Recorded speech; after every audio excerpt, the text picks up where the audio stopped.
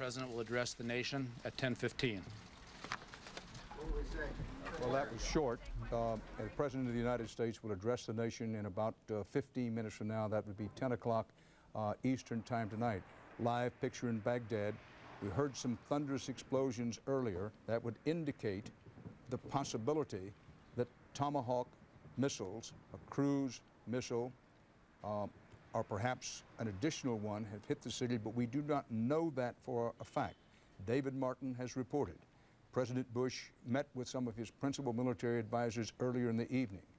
It's believed in that meeting, and reliably reported, we believe to us, that the President was told there was a, quote, a target of opportunity to be hit in Baghdad.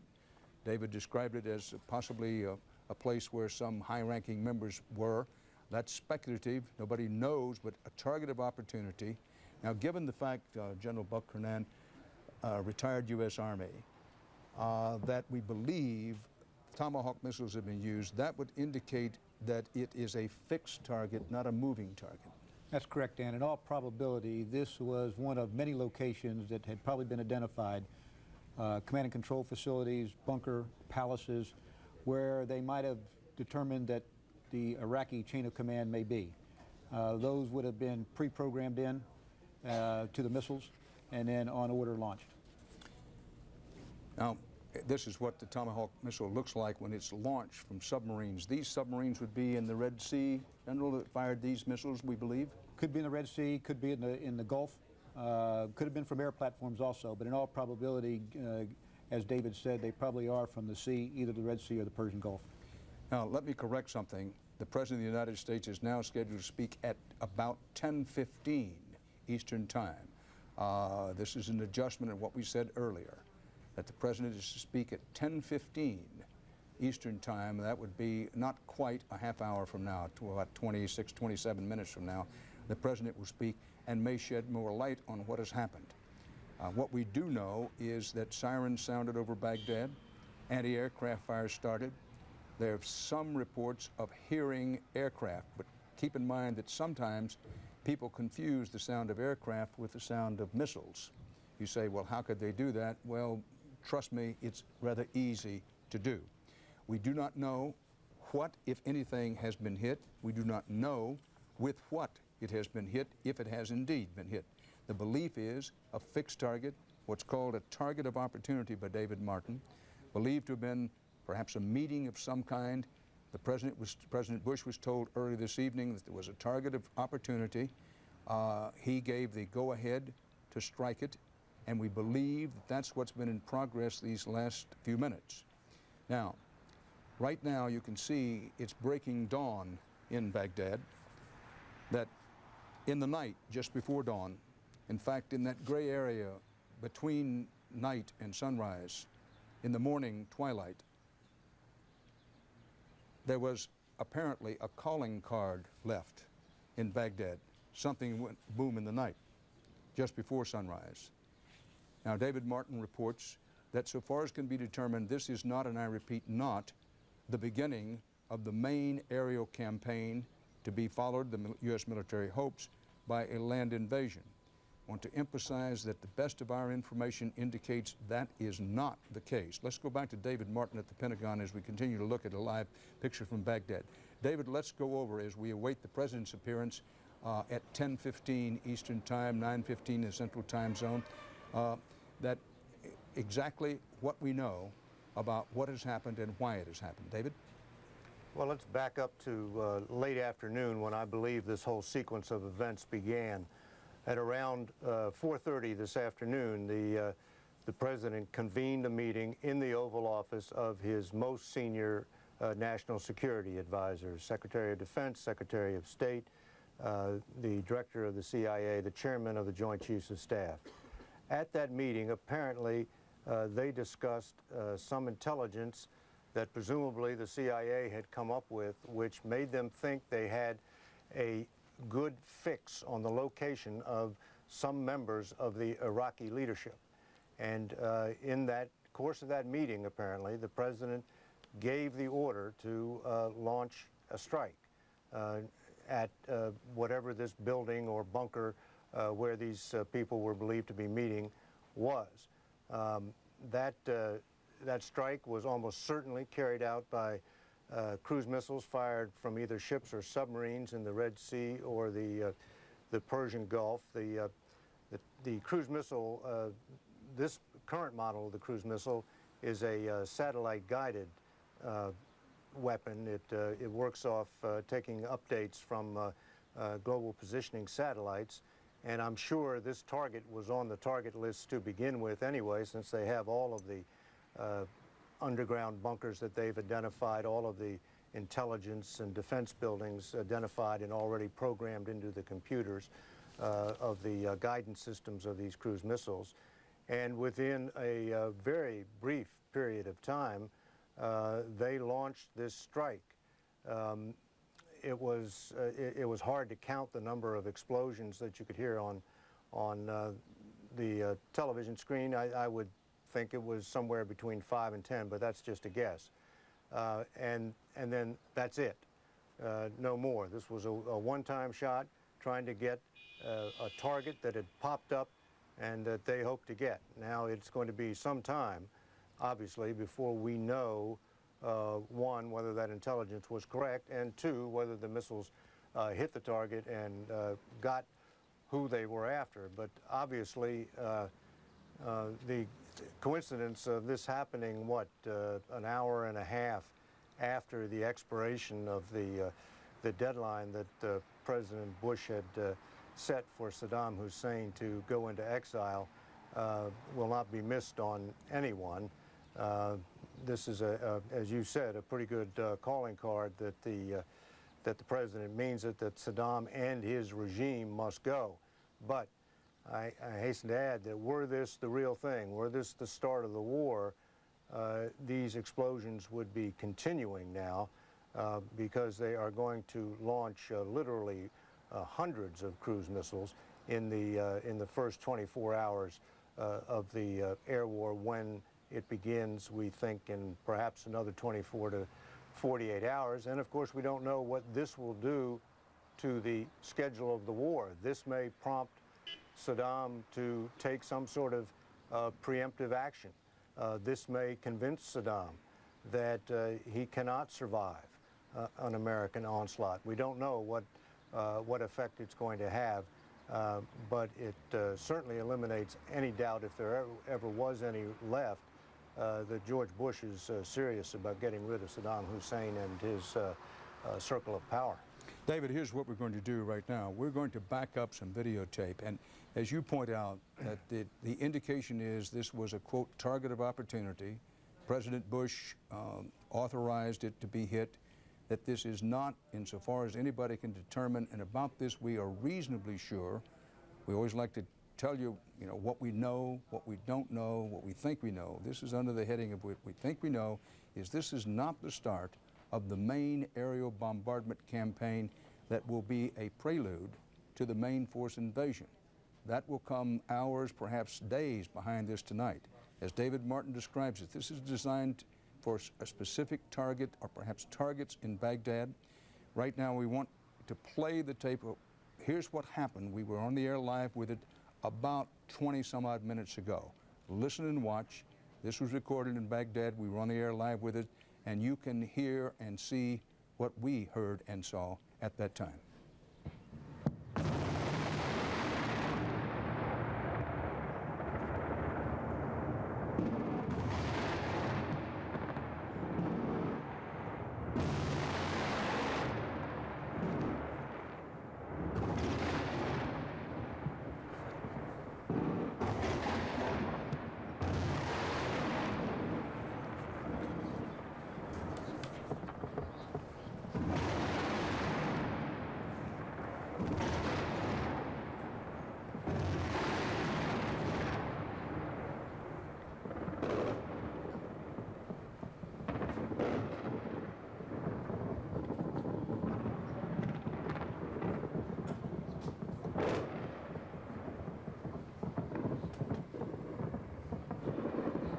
Some seconds left in this videotape replay now.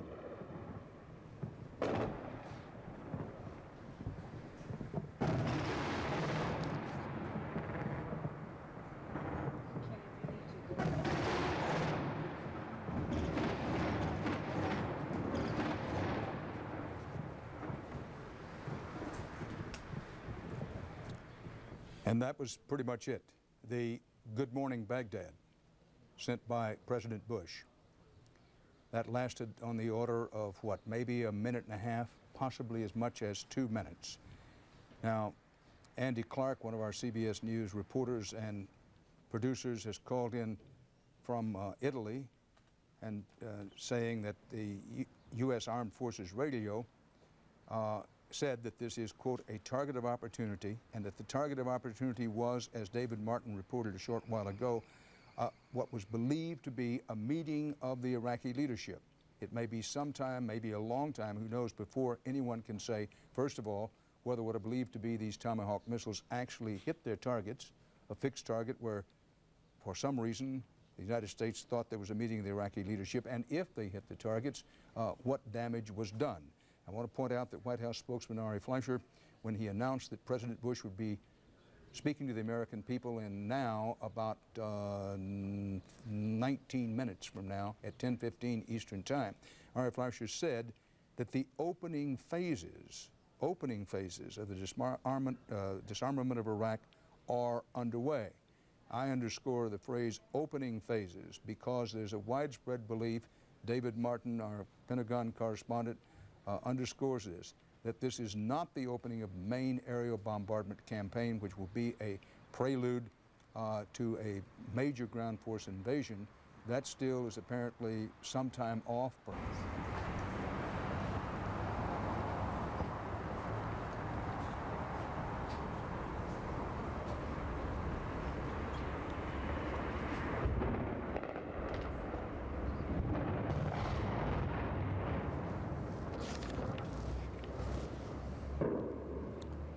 Well, there in the distance is clearly another hit.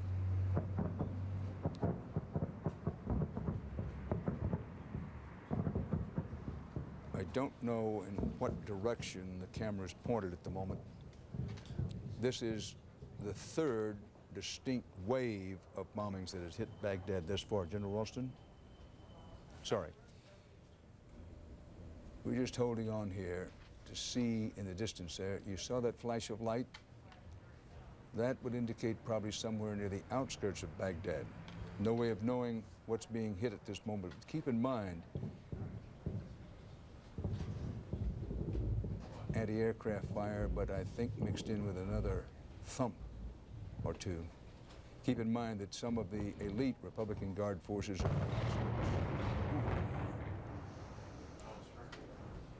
Oh, that was big. Some of the elite Republican Guard forces are on the outskirts of Baghdad. Others, according to David Chater, the Sky reporter who's also filing for CBS News, has said have already infiltrated into Baghdad itself in private homes. Belief is they may be in some of the mosques. This is, as I say, number 3 in terms of waves of attacks on Baghdad today. By far the largest and most destructive began about 2.5, 3 hours ago. Then there was a pause, another series of hits, much shorter duration, fewer bombs and missiles, and now this is the third time, which comes after another pause. But you can see in the left-hand half of the screen, just about in the middle, on the left-hand side, burning in the distance what appears to be the major target this time. A lot of lead up into the air. They're putting a lot of air. David Chater from Sky News is talking to his home office in Britain, also filing for CBS. Let's pick him up in progress. They're striking anything, whether they've got any radars left, or I don't know what's happening, and I can't tell you exactly the state of readiness here of the air defenses. But that was the first time I heard the low-level swoop of jets. I heard the roar of engines 3 times. They were low, but I couldn't actually spot them myself, but their target was directly in front of me, and a huge column of smoke going up at the moment. A lot of ambulances going around, a lot of ambulances on the street at the time this attack came through. There's no warning, of course. We had the air raid siren, I don't know how long ago now. But the attacks are continuing across the city. Bombs are falling for the first time I've heard those jets. I haven't seen them, but I've heard those jets. They were low. Just a bit more coming from the RAF.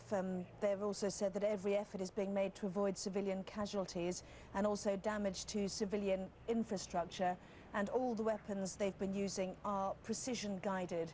Would that tally, David, with what you're witnessing?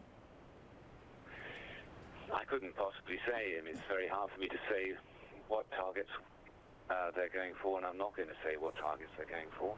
But trying to avoid civilian casualties in these conditions, I would say, is impossible. There are a lot of ambulances around. The hospitals are filling. Today's attack, the first attack on Baghdad today, came from 320 Tomahawk cruise missiles fired by ships in the Persian Gulf and the Red Sea. This is according to Rear Admiral Matthew G. Moffett, who is commander of the aircraft carrier USS Kitty Hawk Battle Group. These missiles, 320 Tomahawk cruise missiles. I put an exclamation point behind that because the first night when Baghdad was hit, I believe it was hit by 36 Tomahawk missiles. Now keep in mind, it doesn't mean that all of these missiles fell on anywhere near the city center of Baghdad. Some of them did, because we know that the sections of the old palace were hit along the Tigris River. But the 320 Tomahawk cruise missiles includes targets on the outskirts of Baghdad, as well as Baghdad proper, if you will. More missile alert sirens have been heard in Kuwait City, and Mark Phillips is there. Mark? Dan, we're under another alert here. As you can probably hear, the sirens are wailing again in Kuwait City. This is the third time today that this has happened. There's no sign of any impact or any attack directly on the city, and thus far we've been lucky that there hasn't been anything right in the town itself.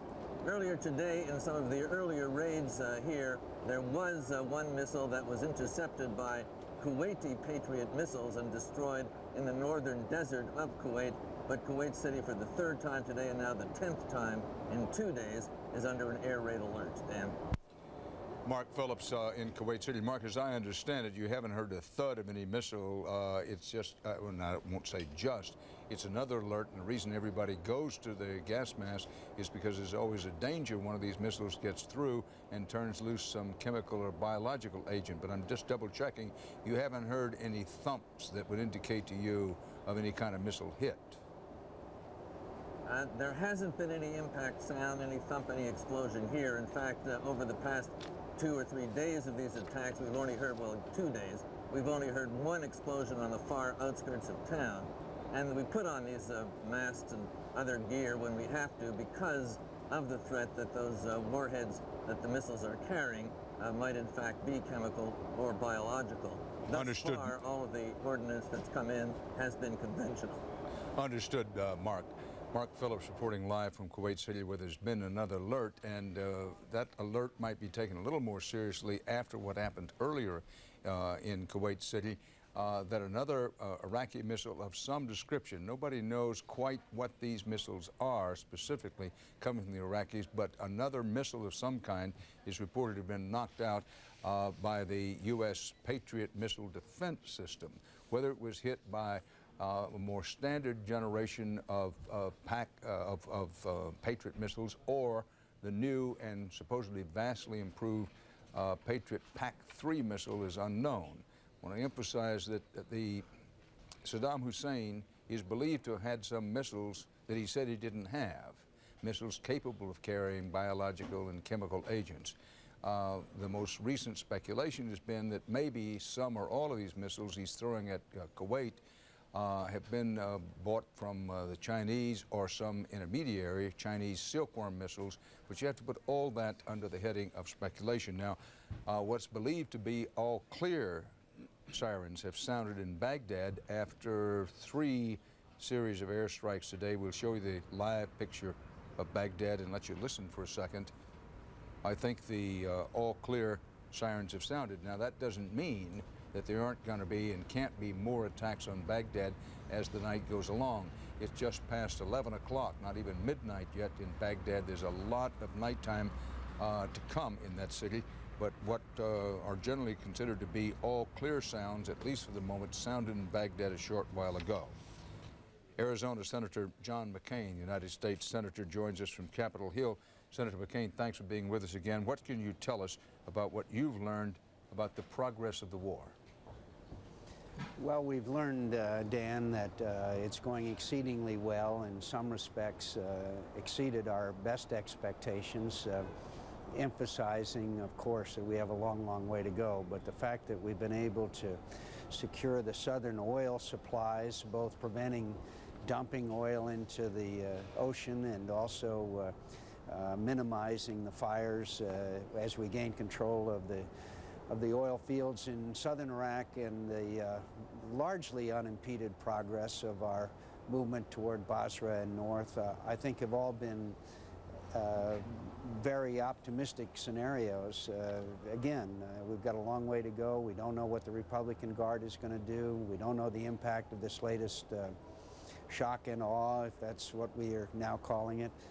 But overall, I think it's exceeded our expectations. We're keeping our fingers crossed, and we grieve for the loss of the young Americans and British soldiers who have already sacrificed. Senator, an admiral says that 320 Tomahawk cruise missiles were fired by ships in the Gulf, Persian Gulf, and the Red Sea in the attack today on Baghdad. That's a lot of missiles. Well, it's 320 Tomahawk cruise missiles took aim. At least a dozen slammed into Saddam Hussein's palace compound. The regime is starting to lose control of their country. Bombs also fell on the northern oil city of Kirkuk, but there's been no word on what was hit. On the ground, the American flag flew over the town of Qasr for a short time after Marines captured the port city. Allied troops also control 2 airfields in western Iraq. Clearly, we're moving towards our objectives, but we must not get too comfortable. Hundreds of Iraqis have already surrendered, and U.S. commanders hope many others will follow. Clearly, many Iraqi military are heeding our message that it is better to fight for the future of Iraq than to fight for Saddam Hussein. For his part, Saddam Hussein was seen on Iraqi TV again today, but when the footage was shot is unknown. Intelligence experts still aren't sure if the Iraqi leader survived an attack on his residence on Wednesday night. American and British ground troops are advancing quickly north through Iraq, although in some pockets they are meeting resistance the closer they get to Baghdad. And the U.S. military has now confirmed that a second Marine has been killed in action, although they aren't giving any further details. Terry Okita, CBS News, Kuwait. The shock that came with today's awe-inspiring bombardment of Baghdad was obvious to those of us watching it in the safety of our homes. So you can imagine how it must have felt to those in the city of 5 million. Tony Pipitone has been monitoring the attack and is live now in the Breaking News Center with the revealing videotape. Tony? They're calling it A-Day, A for Air, the day the full fury of the U.S. Air Force is unleashed on military targets in Baghdad and throughout Iraq. But the A might also stand for awe, because in addition to the shock caused by these strikes, there is the awe Iraqis must feel when they see how precisely these munitions were delivered into their densely packed city of 5 million. Now, as we look now at a tighter shot of where that first bomb exploded, the leftmost column of smoke, that same spot will be hit again, possibly by a satellite-guided cruise missile. They're programmed to strike a patch of earth identified by longitude and latitude. Now, those first 2 bombs obviously did some major damage to a building there, possibly one of the presidential palaces or Republican Guard buildings targeted today. Then watch again closely that column of smoke on the left as a third bomb hits the exact same spot. That could have been a bunker buster bomb right there, one designed to penetrate deep below ground level before it explodes, in hopes of penetrating a bunker and destroying everything and everyone inside. So the first 2 bombs could have destroyed and cleared out structures above a bunker, allowing the third bomb to get maximum penetration to cause maximum damage to whatever was underneath. It's that kind of precision that mostly precision-guided weapons in the next 24 hours. The war to get rid of Saddam Hussein is now in full gear. The regime's center of gravity is Baghdad, and starting at 9 p.m. local time, it was hit by cruise missiles that sent pillars of smoke into the sky and left government buildings in flames. Iraqi TV showed what it said was the damage done to one of Saddam's palaces. In the 24 hours that follow those first explosions, the U.S. plans to attack 1,000 targets throughout Iraq, firing 600 cruise missiles and using virtually every type of warplane in the American arsenal, including the B-2 stealth bomber.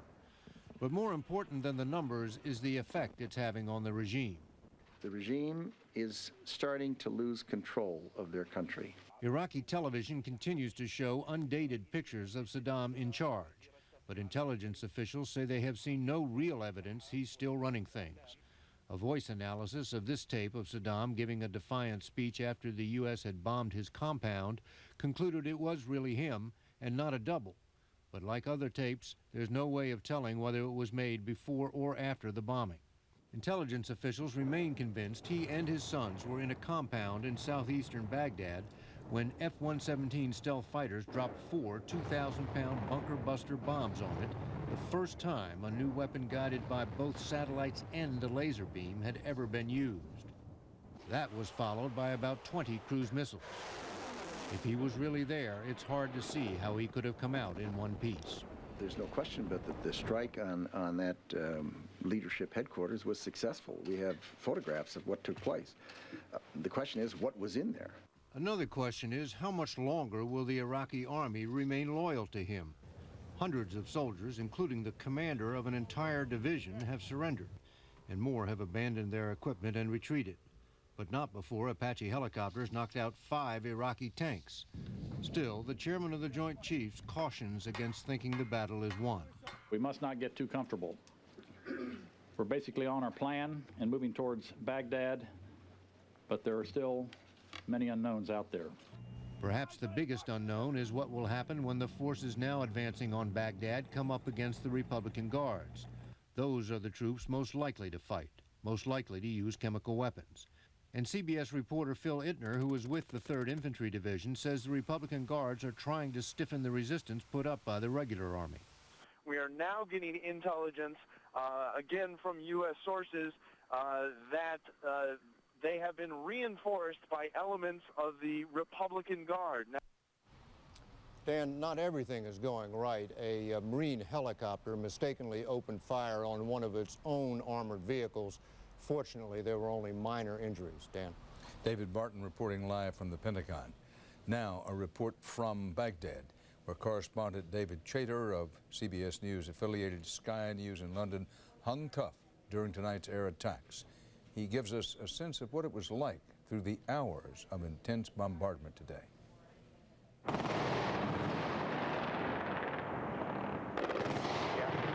amount of fire. It's getting much, much closer. All the air defenses are opening up all around me at the moment, all around me.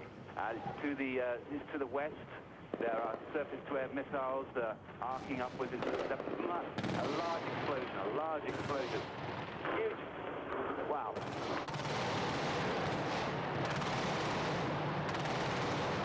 Very close to us. We've got to watch the windows here. I hope you can still hear me. I'm trying to maintain contact with you. A large bit of smoke. Another large flash of explosion to the west of the city. 4 or 5 huge billows of smoke. A massive shock blast just coming through our windows. I'm going to have to take cover. There are fires burning in a huge arc right in front of me. Very fierce explosions, not just cruise missiles. I'd say there were bombs as well. At least 30 strikes. Very, very fierce attack at the moment. And the attack is continuing on all sectors and all fronts around the center of the city. This is the beginning of shock and awe. It was a dreadful sight. It was very close to us. It's still going on. There's still bursts in the distance. It's now very much moving from the south and the west into the center of the city.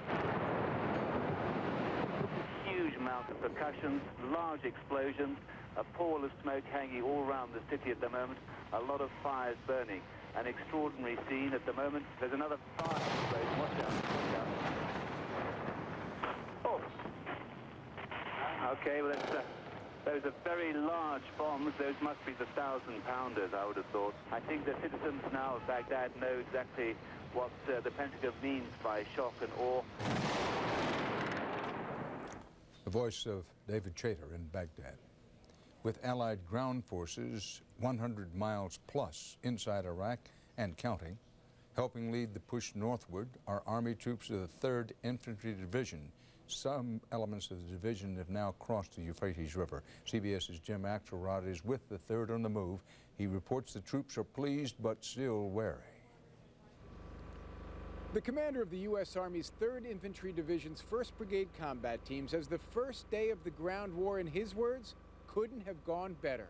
From the Iraq-Kuwait border to the edge of the Euphrates River Valley in less than 6 hours. U.S. Army ground troops came across the border this morning at dawn. A massive operation. Columns of troops produced Hollywood pictures. Tanks and Bradley fighting vehicles, Humvees and supply trucks. Some of the 10,000 vehicles the 3rd employs. Earlier, a task force had secured the road and cleared it of mines. The task force commander described his encounter with 3 Iraqi soldiers during the process. We did engage a truck with 3 Iraqis in it last night. What happened? We killed them. 3 KIAs. 3rd Infantry troops then moved north to seize a former Iraqi military airfield. After locating and destroying mines and unexploded bombs left over from Desert Storm, the airfield was secured. And Apache attack helicopters moved in. Another dramatic image. The airfield can now be used as a forward position for missions to the north of here. So far, the 1st Brigade has encountered no resistance and taken few prisoners. Tonight, the commander sat back in his mobile command post and savored what he called a successful first day. This today is mobile armored warfare at its best.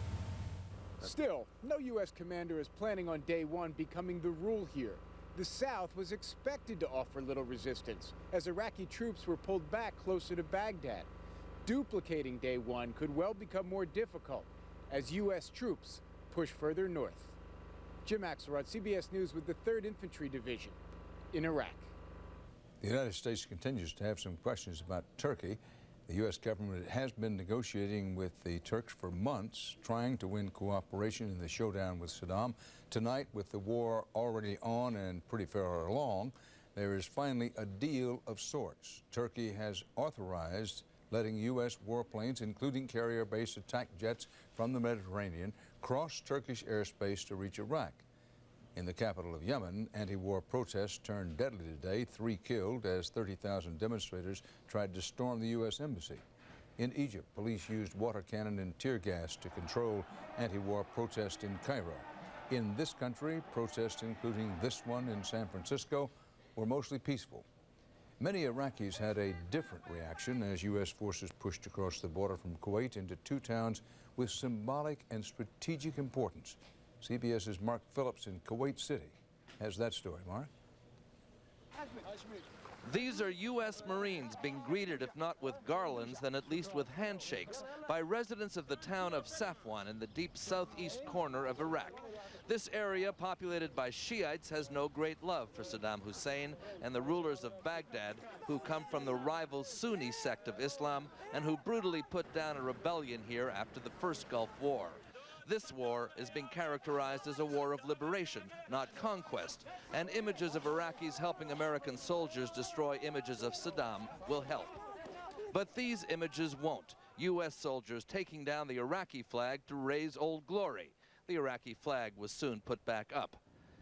The assault on this area was a combined British-American effort that began early this morning.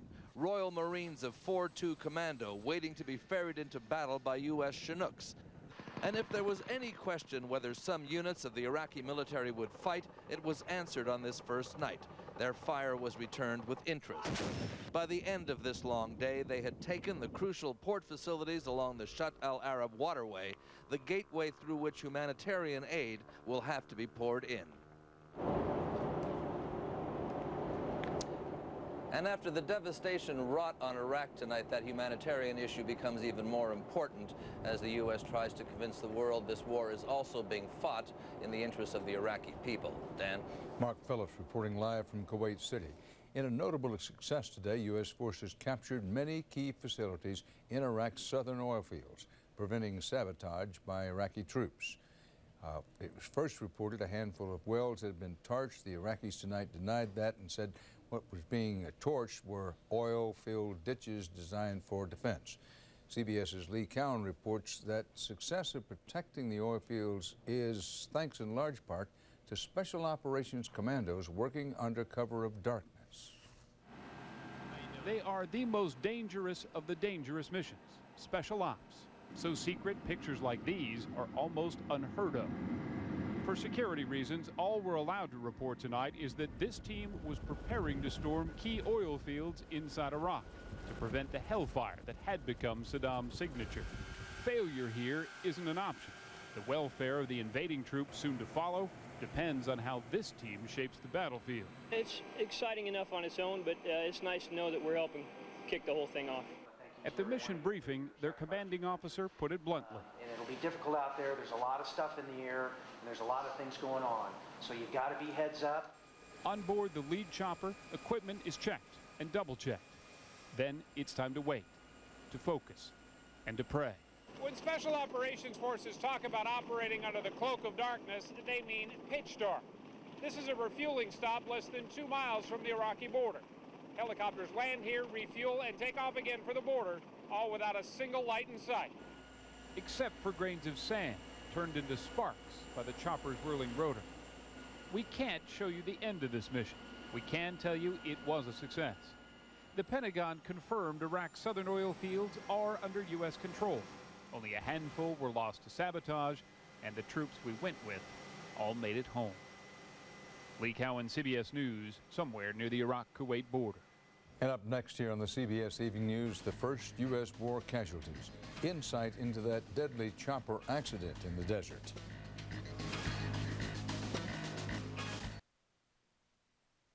Two U.S. Marines became the first American combat casualties of the war today, killed by enemy fire. They haven't yet been identified, but we do have the names of 4 U.S. Marines killed along with 8 British soldiers in a helicopter crash last night. Major Jay Aubin, 36 years old, of Waterville, Maine. Captain Ryan Beaupre, 30, of Bloomington, Illinois. Staff Sergeant Kendall Watersby, 29, of Baltimore, Maryland. And Corporal Brian Kennedy, 25, from Houston, Texas. They gave the last full measure of devotion to their country. We honor their memories and we send our condolences to their families.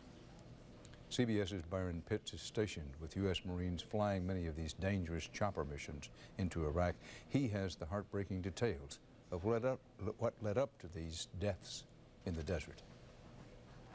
It was the first major operation of this war U.S. Marine helicopters would take part in.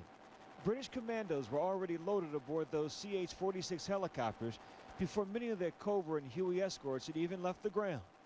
At the time, no one had any idea one of the helos would crash before the night was over, killing all on board. It looks like right now all our assaults are here. So as soon as the Cobras arrive, they'll be all staged and ready to go. Their mission, insert hundreds of British commandos, take control of Iraqi oil fields in the south before Saddam could set any more on fire. Those tan-colored tow missiles on the side of the Cobra were for any Iraqi light armored vehicles. Each Huey armed with a machine gun capable of firing 4,000 rounds per minute. Weapons meant to kill men, not machines. Right now the weather is looking pretty marginal just because of the visibility. You can see the dust all around us. We have to have at least 3 miles of vis to go out and launch on this mission. But visibility was already less than 2 miles and slipping. Soon it would be dark. But first the helicopters needed fuel. Self-service in the middle of the desert. Later, U.S. and British commandos huddle between Hueys. The mission is close. The mood is light. Everybody's doing a lot of stuff tonight. Make sure we shake hands and kiss babies on this one. But not long after it started, the commanding officer called it off. Visibility was less than a mile. A mixture of sand and fog and burning oil wells made even night vision goggles almost useless. However, moments before the abort order was given, the CH-46 crashed. All on board, killed. Eventually, Allied forces finished their mission, but both sides lost friends. Wives lost husbands. Children lost fathers. This lieutenant colonel from Camp Pendleton, California, was one of the commanding officers. It's a tremendous tragedy. I mean, my heart reaches out to the families, and they're the ones that suffer the great loss with us. But morale-wise, I think we pick ourselves up and we keep going. This mission proved military supremacy does not mean invincibility. Iraqi guns have already hit U.S. Cobra helicopters. These two have the holes to prove it. But still they fly. Families back home watching, what would you like to say to them? I love them. Hopefully I'll see them soon. One day soon, they hope, when the war is over. With the U.S. Marines, Byron Pitts, CBS News. Next on the CBS Evening News, profile of a casualty of war. Captain Ryan Beaupre's family and friends. Remember.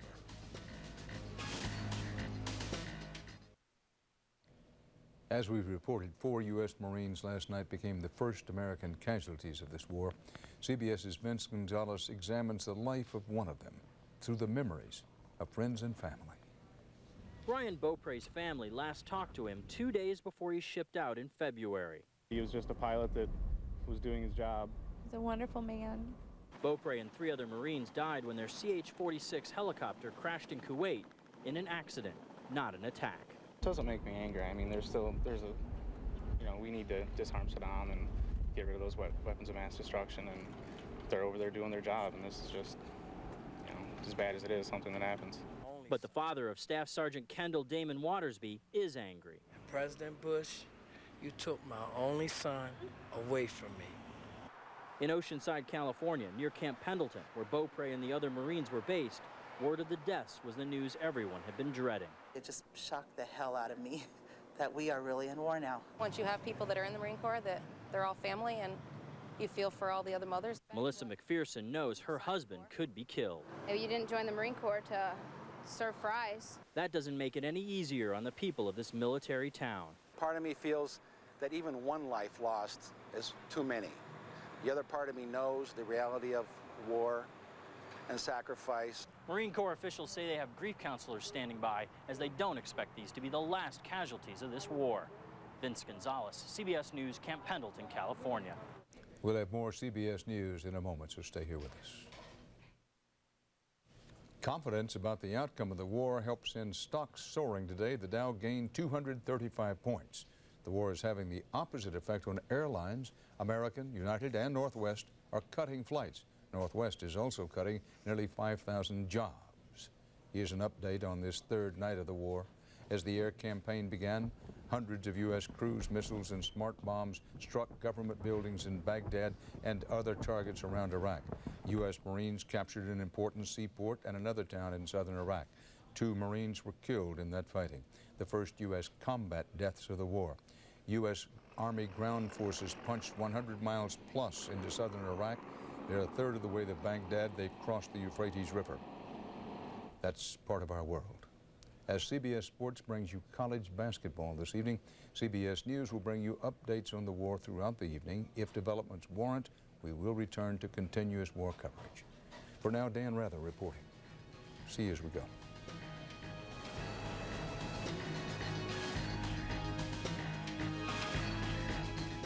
This is CBS.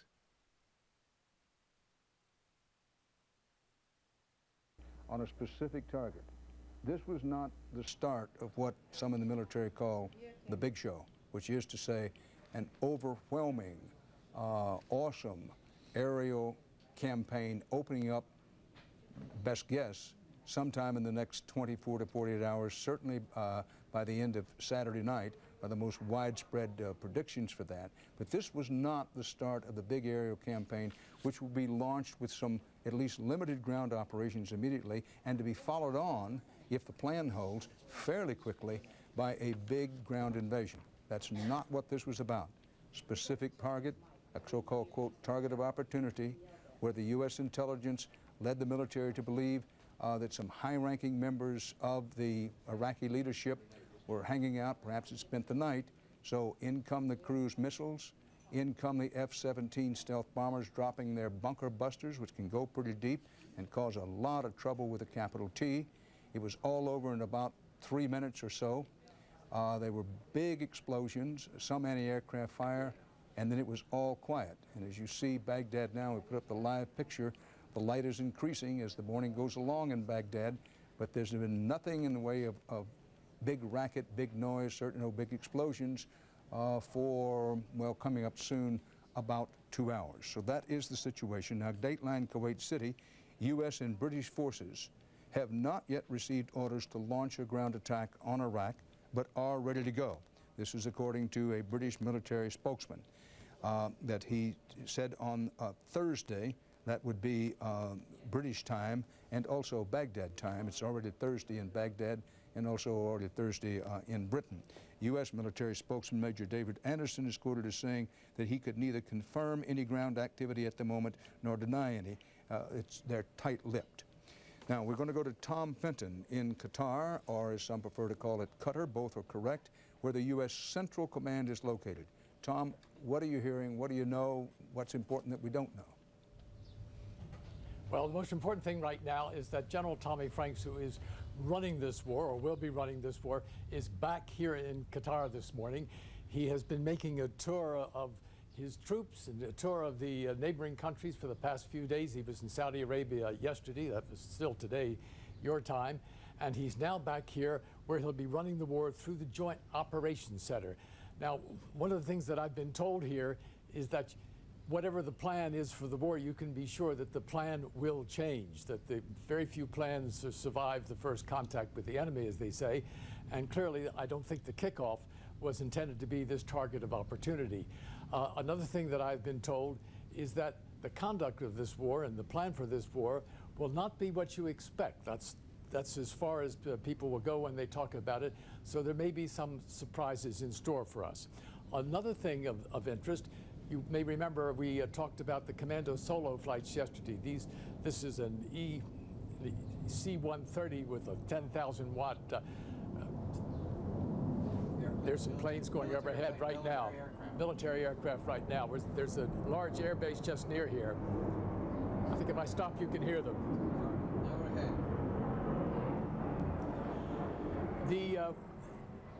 These airplanes have been broadcasting a message for the last 3 months, trying to soften up, it's psychological warfare, PSYOPs, trying to soften up the Iraqis. I've now been told that they have switched their message, and for the first time, they're giving out specific instructions to Iraqi troops on what to do if they wish to surrender, how to walk away from their equipment, how to signal to coalition forces that they do not wish to fight.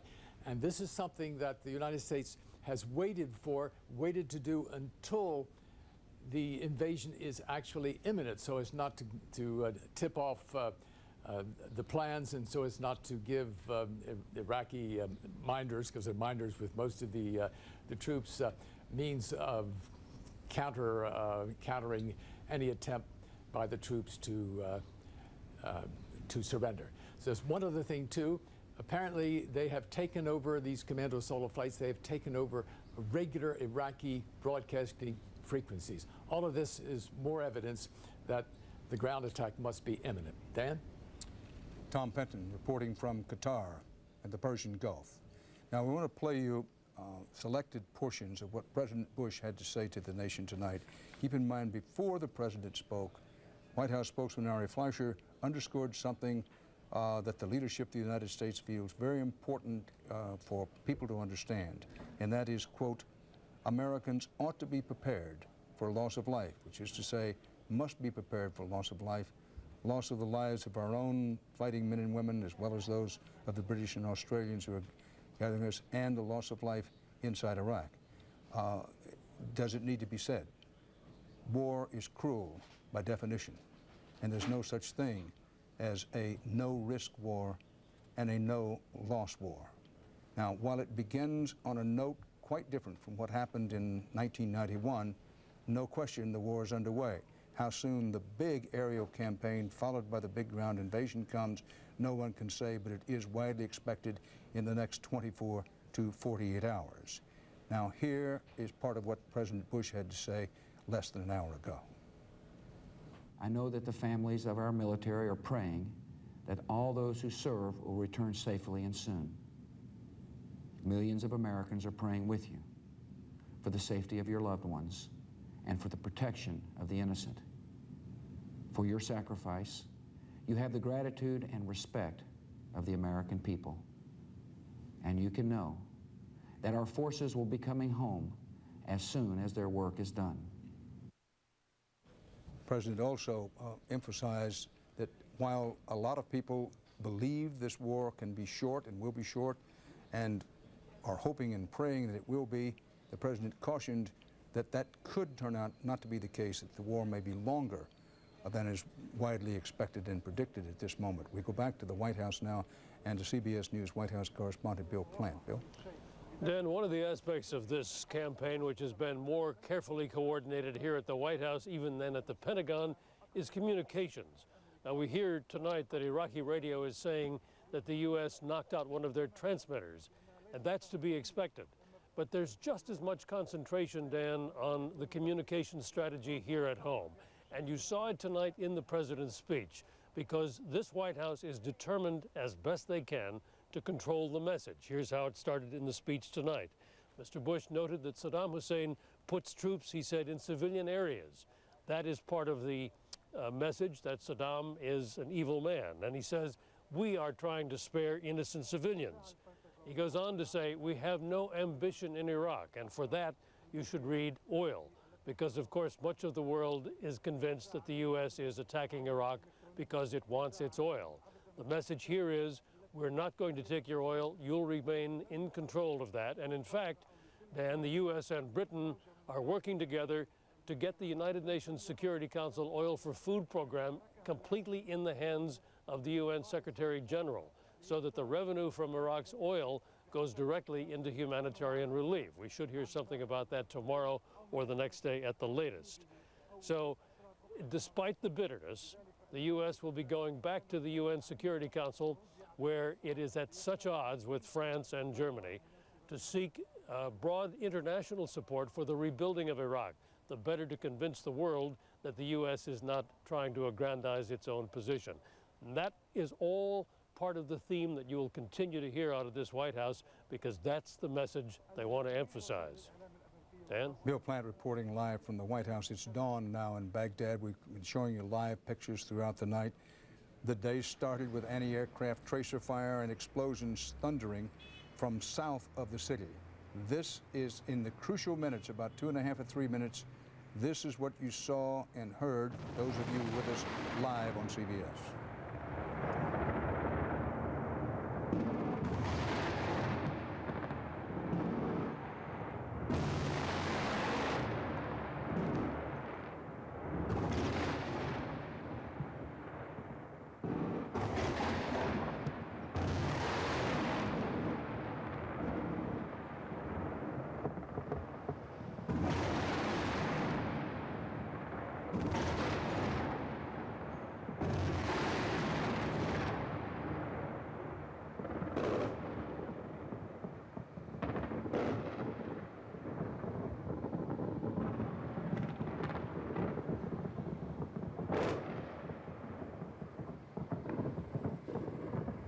You're one more big calling card, I think.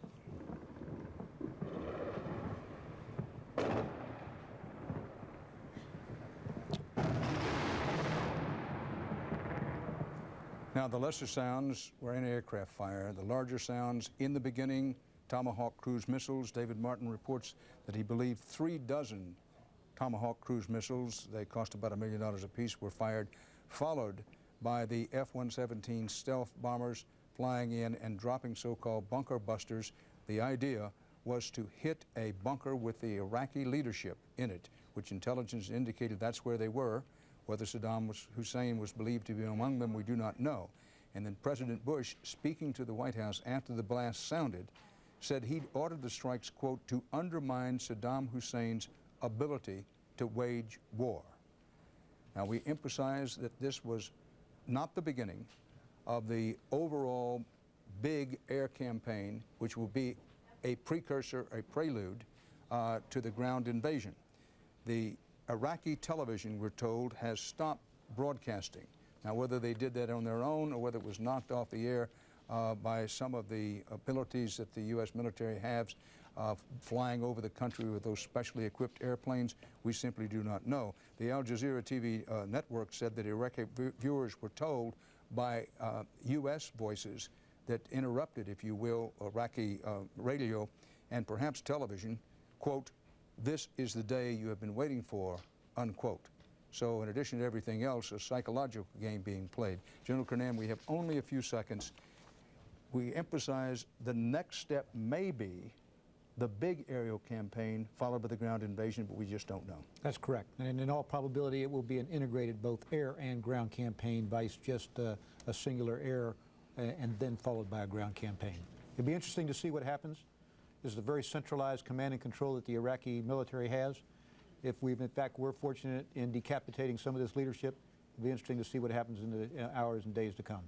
Thanks, General. The war with Iraq has begun. Multiple explosions sounded under the dawn sky in Baghdad, a so-called surgical airstrike by U.S. cruise missiles and stealth bombers aimed against senior leaders of the Iraqi regime. Shortly after the attack, President Bush tonight addressed the American people. He said this was the opening stage of what will be a broad and concerted campaign.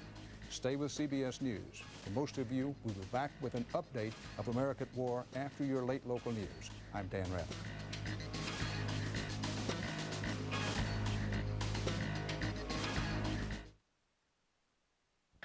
Live from WKMG, the Problem Solvers. This is Local 6 News at 11, voted Florida's best newscast.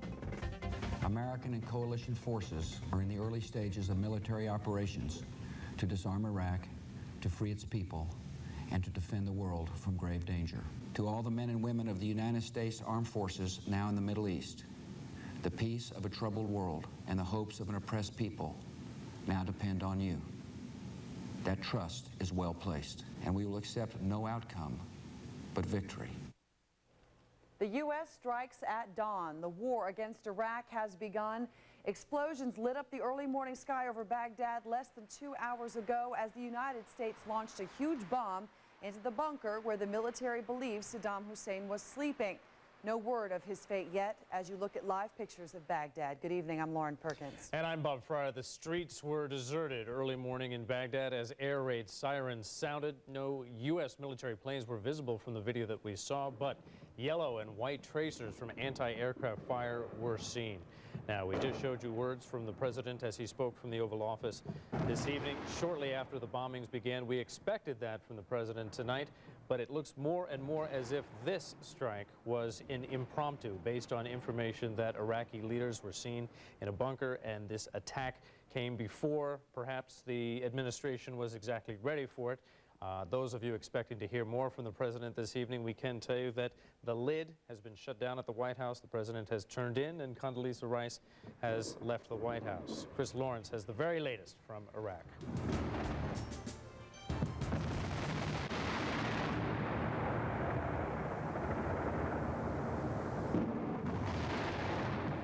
The blast heard in Baghdad made it loud and clear.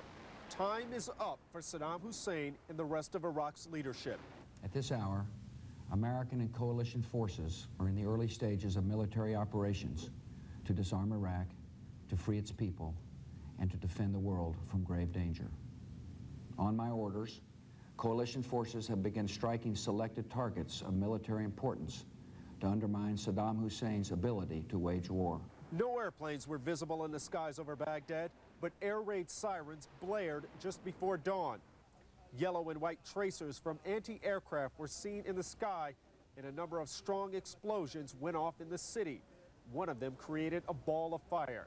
In Baghdad, Iraqi troops prepared for an attack, but President Bush urged them to surrender and hoped the lives of civilians could be spared. I want Americans and all the world to know that coalition forces will make every effort to spare innocent civilians from harm. President Bush said the war could be longer and more difficult than some have predicted. Chris Lawrence, CBS News, Kuwait. Maybe looking at a prelude to war is what we were seeing this evening. Let's talk a little bit more now about the effects of the sandstorm that swept through Kuwait today. U.S. air power, of course, is going to play a vital role in the war, and keeping the military choppers moving in the sandy conditions is certainly difficult. As you can see from that video, the sand erodes the aircraft's protective coating, gets into the rotors, so maintenance work like hosing down the choppers happens over several hours after each flight. Now, the sandstorm is making it difficult to build refugee camps in nearby Jordan. Workers struggled in the strong winds today to prepare the tents where thousands of Iraqis are expected to stay. Jordan's leaders warn that the camps will provide only temporary housing for those fleeing the war. Lauren? As the alarm sounded tonight, many Iraqis were in their homes. Some of them had welded their doors shut, trying to stay safe and hunkered down, already on guard in Baghdad. They've posted behind small forts made of sandbags, armed with weapons earlier today. Some are dressed in makeshift military uniforms, others just in civilian clothing. They are guarding various buildings in the capital city. Many civilians have said they have weapons and will use them in their own defense. It is the opposite story in Kuwait, where hundreds of people are leaving, getting out. Massive crowds of parents and their children jam the airport, trying to catch the few remaining flights out of the country. Many are embassy workers who've been warned to get out while they can. They perhaps were praying for peace, and now many of them are praying for the survival of those in Iraq. Many of the residents in Central Florida are flocking to area churches. Many of those churches are keeping their doors open to around the clock so that the churchgoers can seek some solace in the sanctuary at this time. Local 6's Lewis Bolden live in Orlando with more on that. Lewis? Well, that's right, Bob. Here at the First Baptist Church of Orlando, they are keeping the Marie Williams Chapel open 24 hours for prayer. That's open to the public for prayer 24 hours a day until the conflict ends. Right as you enter the chapel doors, there are a number of prayer guides here. This one says, "Pray for our nation and families." There is another brochure here that says, "Please pray for President Bush on a daily basis." For many, focusing on faith is the perfect way to ease the worries of war. Father, we're humbled because we know what we're made of. Across Central Florida, sanctuaries are packed and heads are bowed, with people praying for peace. Just place a hedge of protection around each one of those men. A number of churches are keeping their doors open and the prayers flowing.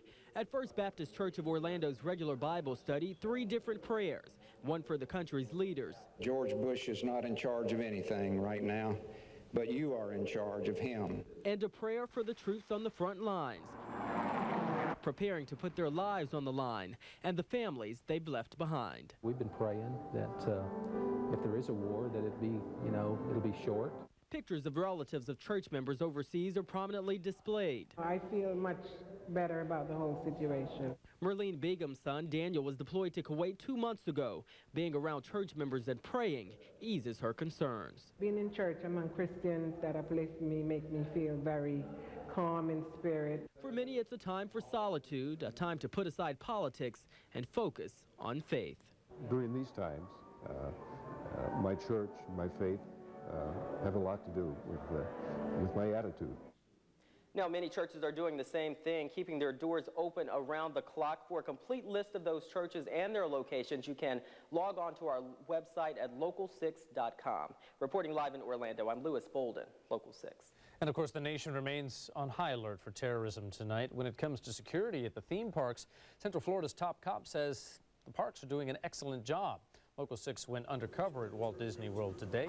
Besides the officers checking bags at the front gate, we spotted numerous Disney security officers patrolling the parks. Several Orange County deputies have also been assigned to the attractions.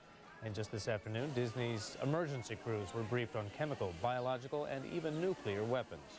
We have done tabletop exercises with them. We have done field exercises with them. You couldn't ask anything more.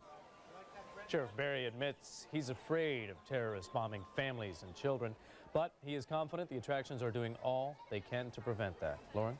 Hundreds of thousands of American troops have headed into war with Iraq tonight. There could be Central Floridians battling on the front lines, so back here at home, there's a way we can help the troops and their families. Kim Dean is live with more on supporting our soldiers. Kim? Well, this war is just getting underway, but these troops, they've been deployed for months. That's why charity and other military organizations here in Central Florida are just starting to field calls from families in need of help.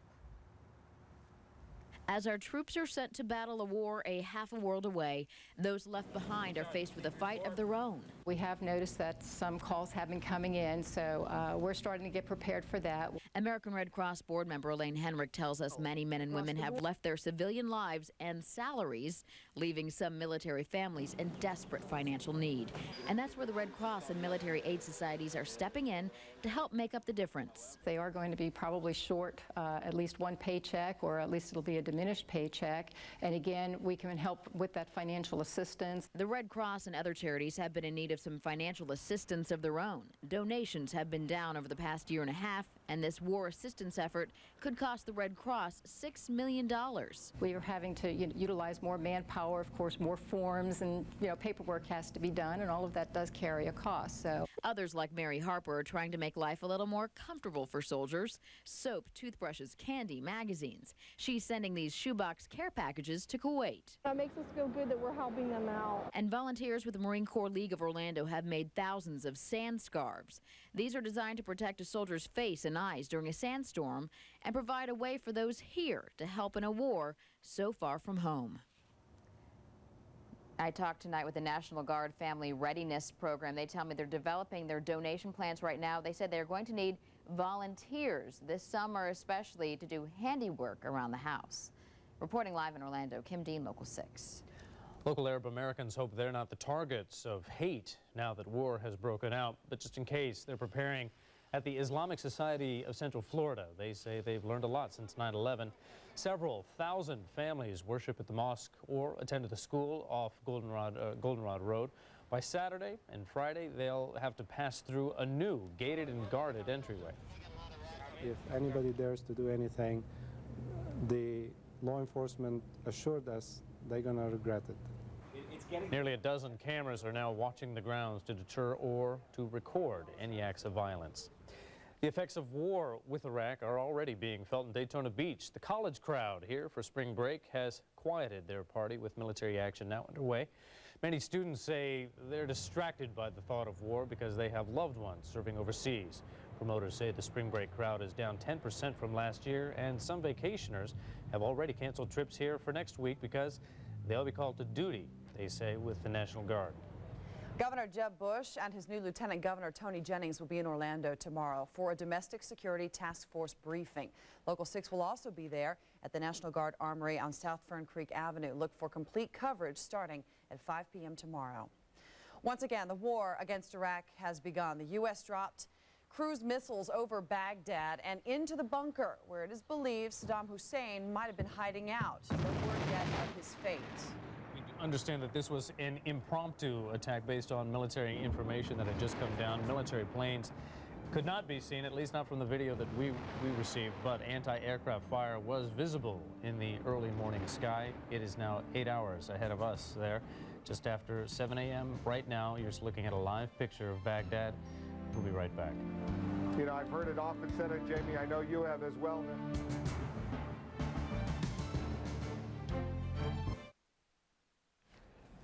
I'm going to bring you the very latest now in the war with Iraq. Again, you're looking at live pictures of Baghdad.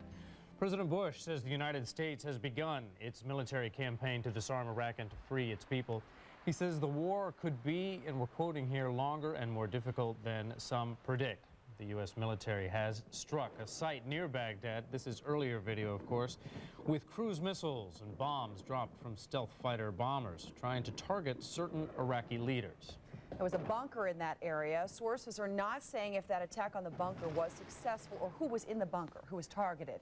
The Arab satellite station Al Jazeera says American messages are being broadcast on Iraqi airwaves, telling people this is the day you have been waiting for. And then we heard from Dan Rather right before we came on that Al Jazeera had gone off the air. They had been broadcasting pictures for everybody to share. And so we're not sure if they went off the air deliberately or if they were actually taken out by some of the missiles that have been dropped earlier tonight. And it seems more and more that this was an impromptu attack. Military information had come in. The president then made the call to go ahead and target those bunkers and to fire those cruise missiles into the bunker, hoping to, in essence, decapitate the government and hopefully to bring a shorter end to the war. We still don't know at this point whether or not that was successful. So the speech that the president gave tonight was the speech that he had intended to give in the next few days when the war, in a sense, officially started. Let's go ahead and hear what he had to say earlier tonight. My fellow citizens, at this hour, American and coalition forces are in the early stages of military operations to disarm Iraq, to free its people, and to defend the world from grave danger. On my orders, coalition forces have begun striking selected targets of military importance to undermine Saddam Hussein's ability to wage war. These are opening stages of what will be a broad and concerted campaign. More than 35 countries are giving crucial support, from the use of naval and air bases to help with intelligence and logistics to the deployment of combat units. Every nation in this coalition has chosen to bear the duty and share the honor of serving in our common defense. To all the men and women of the United States Armed Forces now in the Middle East, the peace of a troubled world and the hopes of an oppressed people now depend on you. That trust is well placed. The enemies you confront will come to know your skill and bravery. The people you liberate will witness the honorable and decent spirit of the American military. In this conflict, America faces an enemy who has no regard for conventions of war or rules of morality. Saddam Hussein has placed Iraqi troops and equipment in civilian areas, attempting to use innocent men, women, and children as shields for his own military, a final atrocity against his people. I want Americans and all the world to know that coalition forces will make every effort to spare innocent civilians from harm. A campaign on the harsh terrain of a nation as large as California could be longer and more difficult than some predict. And helping Iraqis achieve a united, stable, and free country will require our sustained commitment. We come to Iraq with respect for its citizens, for their great civilization, and for the religious faiths they practice. We have no ambition in Iraq except to remove a threat and restore control of that country to its own people. I know that the families of our military are praying that all those who serve will return safely and soon. Millions of Americans are praying with you for the safety of your loved ones and for the protection of the innocent. For your sacrifice, you have the gratitude and respect of the American people. And you can know that our forces will be coming home as soon as their work is done. Our nation enters this conflict reluctantly, yet our purpose is sure. The people of the United States and our friends and allies will not live at the mercy of an outlaw regime that threatens the peace with weapons of mass murder. We will meet that threat now with our Army, Air Force, Navy, Coast Guard, and Marines, so that we do not have to meet it later with armies of firefighters and police and doctors on the streets of our cities. Now that conflict has come, the only way to limit its duration is to apply decisive force. And I assure you, this will not be a campaign of half measures, and we will accept no outcome but victory. My fellow citizens, the dangers to our country and the world will be overcome. We will pass through this time of peril and carry on the work of peace. We will defend our freedom. We will bring freedom to others, and we will prevail. May God bless our country and all who defend her. And we are not expecting to hear from the president again until the next round of strikes, depending on when those might be. As we said, tonight was not necessarily what they had planned originally. We do understand the White House has said that the president went to bed after that speech. Condoleezza Rice left the building as well, and they have all hunkered down for the night. We will have coverage throughout the night. We'll tell you a little bit about that later, but we'll definitely be hearing from him probably within the next 24 hours. As they say, the lid of information is shut tight on the White House tonight. All right.